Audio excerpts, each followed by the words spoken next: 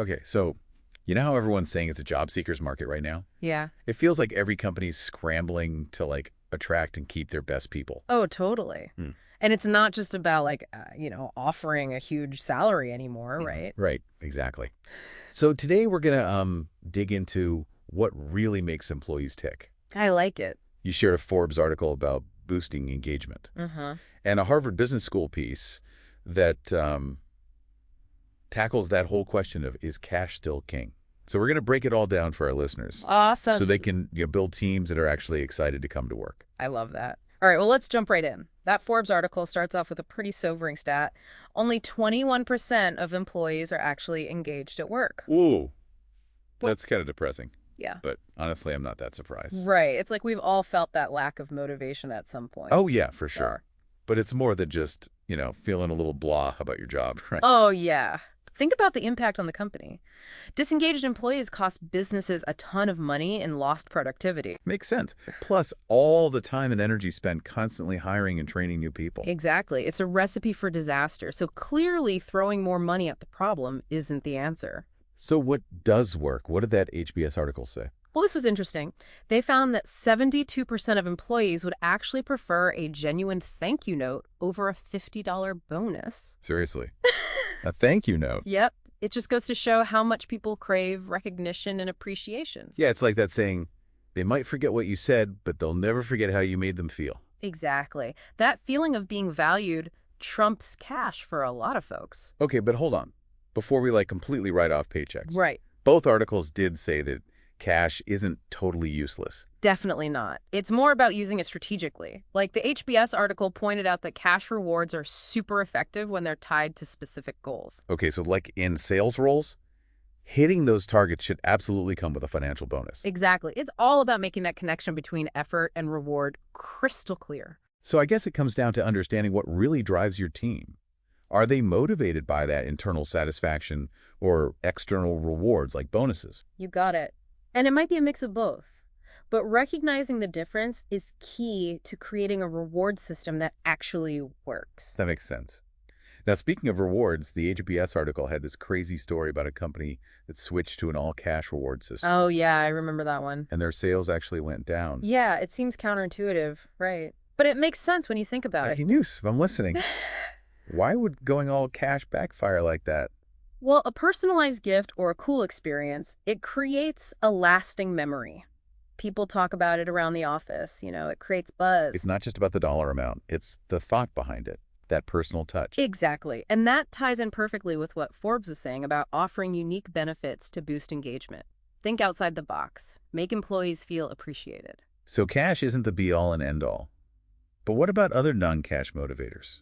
What did that HBS research say? Well, they found that things like flexible work schedules, generous time off, even little perks like booking direct flights for business travel. Okay, so making those trips a little less miserable. Exactly. Those things made a huge difference in employee satisfaction. It's like saying, we trust you to manage your own time and workload. Right.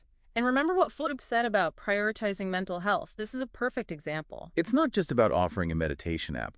It's about creating a culture that values work-life balance. Totally. It's about walking the walk, not just talking the talk. Now, building that culture isn't just the leader's responsibility, is it? Nope. The HBS article talked about how to make it a team effort, things like peer-to-peer recognition programs, publicly acknowledging wins, and just making gratitude a regular part of your team's interactions. It's like a ripple effect of appreciation.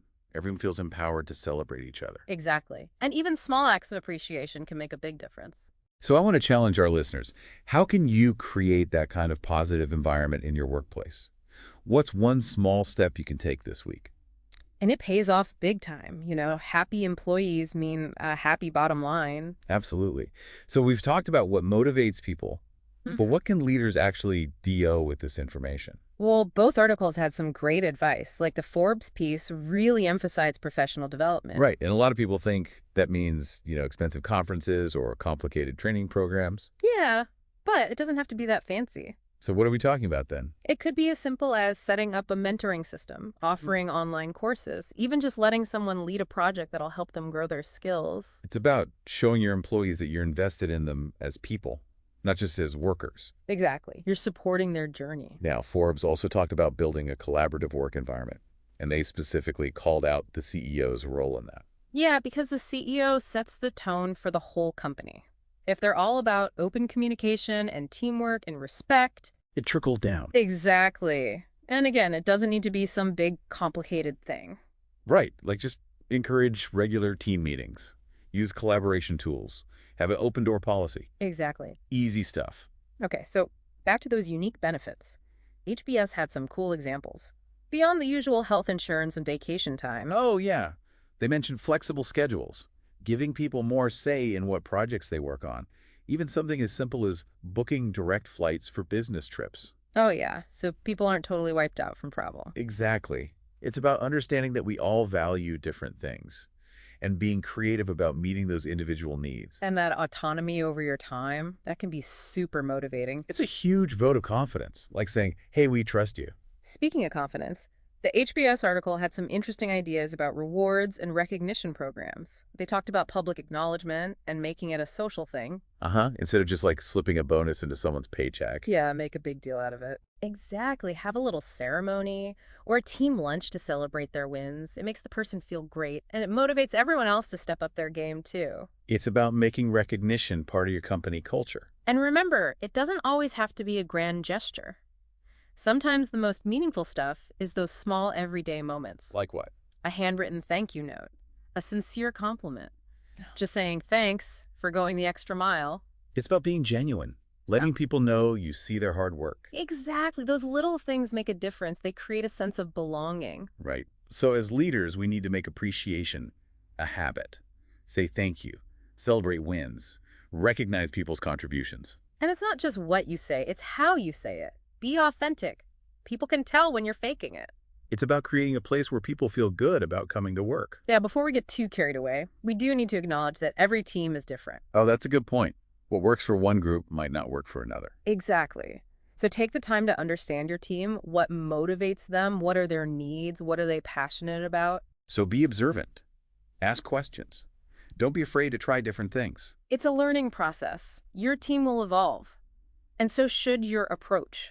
And you know what? You can just ask your team what motivates them. What do they value?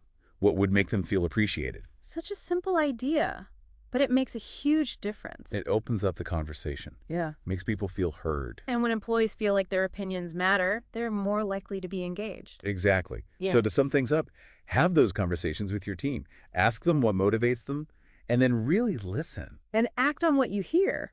Because ultimately, it's about creating a workplace where people feel valued, respected, and excited to do their best work. So we've come full circle, right back to that original question. What really motivates people beyond just, money? And I think those articles gave us some pretty awesome insights. It's clear that motivation, it's complicated, but when you get it right, everyone wins. Yeah. Happier employees, a more successful business. It's a win-win. Exactly. And it's not about finding some magic formula. It's more about, shifting your perspective. And in what way? Moving away from that I pay you, you work kind of mindset. And thinking of it more like a relationship. Oh, relationship. I like that. Where we acknowledge that things like human connection, appreciation, a sense of purpose, they're just as important as salary. So it's not just for like CEOs and managers. Right. Yeah. No way. Even if you're not the boss, you can still help build a more positive environment. Like how? Just little things. Helping out a colleague. Giving a genuine compliment. Just being kind. It all adds up. Exactly. We can all make work a better place. Okay, so before we wrap up this deep dive, I want to leave our listeners with something to think about. We've talked about what employers can do, but what about our own motivation? Interesting. What if we took all these insights and applied them to ourselves? You mean instead of waiting for our boss to make things better, we take charge? Exactly. We become the architects of our own engagement. I like the sound of that. So ask yourself, what do I need to feel motivated at work? What steps can I take to make things more engaging? It's empowering, right? You're not just along for the ride. You're in control. And we can all do this, no matter what our job is. You have the power to shape your own experience, make it more meaningful, more fulfilling. So this week, think about it. What can you do to create a more motivating experience at work? What changes are within your control? It's about taking ownership, creating a work life that you're truly excited about. And maybe your actions will inspire other people to do the same. Yeah. There's a ripple effect. Yeah, one person at a time. Thanks for joining us for this deep dive into employee motivation. Until next time.